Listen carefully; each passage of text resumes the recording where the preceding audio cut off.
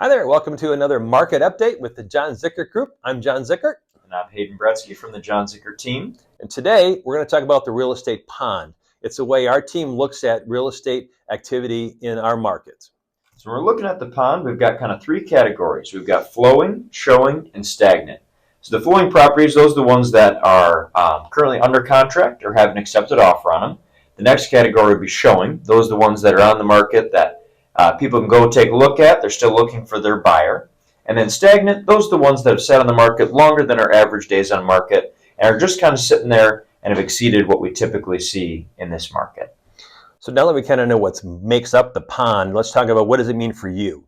So we're either going to define each market by segment, whether it's a seller's market where the needle's far in favor of the seller, balanced market where it's kind of equally in between buyer seller, or a buyer's market where the buyer's in control. There's way more inventory. What we're seeing now in our market, it's getting to be more of a balanced market.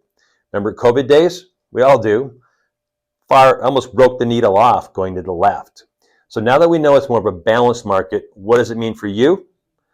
As a buyer, it means if it's a property's just come on the market, we're still seeing some that are multiple offer situations where we're going to have to really compete for that offer. But other ones that have sat on the market a little longer, we're seeing more negotiations happening. Sellers are coming off their number a little bit, and the buyer has a little bit more power than maybe they have in the last couple of years.